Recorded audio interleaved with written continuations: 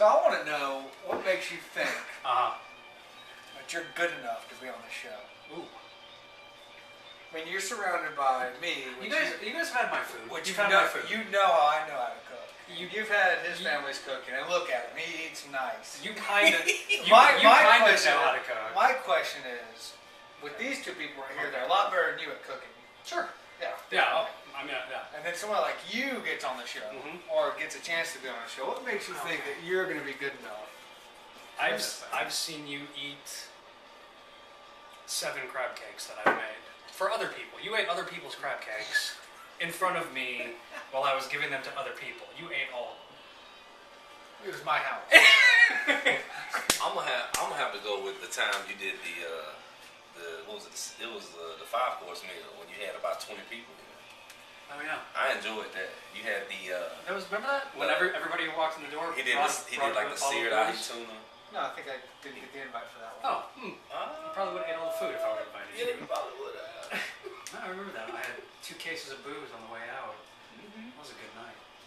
That was a fun time. Yeah, I don't remember that. Man. What about Thanksgiving at his mom's house? That was a little overkill. That was a little overboard. Your mom makes the best Southern food I've ever had, dude.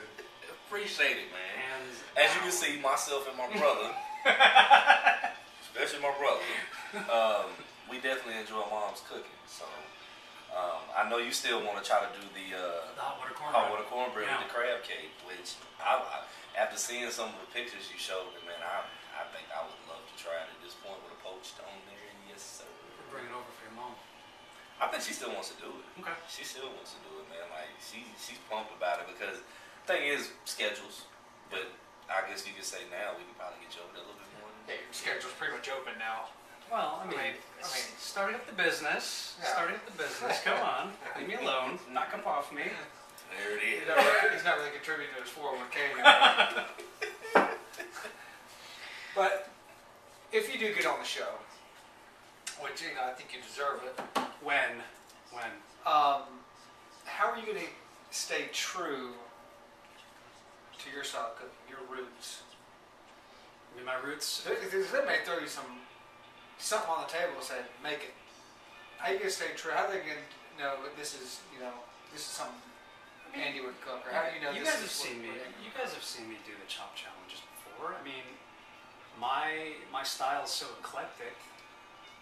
I think that whatever they throw at me. Well, most of the time we do that chop challenge is when we're about 12 deep and a couple shots, and we're just need some drunk food. And we throw together some. You still eat it? I'm still going to say eat that, it. man. Hamburger, dried up macaroni, and Fruit Loops, and I ask you to make something. Whatever. You still eat it. Make a Rice Krispie treat out of garlic. Oh man. Yeah, but, I mean, how would you stay true to your? I think being true to my roots is just staying eclectic, making good food, sticking to the fundamentals, mixing it up. I mean, there's a lot you can do with a little bit of time or a little bit of ingredients. I mean, I'm just gonna be quick on my feet. Well, my question is if and I'm pretty sure knowing this is food and it's gonna be some, I don't know what top chefs or whatever gonna appear. So what if Bourdain comes on the show and then he tells you to make a certain meal? You gonna refer back to anything you seen on his shows, or you just gonna go back to sticking to Andy? Sticking to Andy. I mean, there are certain things that I make that are traditional. There are completely eclectic new things that I make, and then I think there are some dishes that I take traditional, eclectic, and mash it together, and just go with that. Speaking of that, what's your favorite episode? No reservations? Yes. Man, probably. I think anything with Anthony Bourdain, some Russians, and a big bottle of vodka is money, because they just get him demolished. There's a shot for everything. There was one episode where they were at a restaurant and it was like, here's to family and friends, shot. Here's to my wife and kids, shot. Here's to the valet outside, shot. Here's to the fresh water on the table, shot. Like, they drink for everything. It's Sveta. I mean, you guys know Sveta. Yeah. She's from Russia. She said Like, that's part of their culture.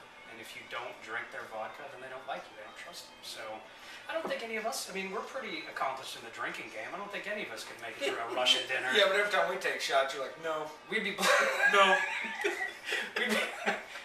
we'd be blacked out by dessert. Yeah. Easy. True. Easy. Then we're making a fool of ourselves. Yeah, one or the other. Like Kim on my birthday party last year. Everybody shows up in a suit. He shows up in a V-neck and a raincoat, drinking a bottle of Muscat by himself before the whole party gets there. That's my trademark. You're lucky I showed. We are lucky. Little do you know, I was signing autographs after the 7th course. Yeah. I think actually there I ate other people's food. You did. You actually ate other people's food and didn't ask to eat their food. Especially the seafood salad. You just went You like was- that. You was on the seafood salad, man. I don't think you got. I think what was it? It was your buddy that came. He got his Him and his wife's wife. seafood salad. Yeah, And she was like, I don't want it. You smashed her seafood salad and then you tried to smash his.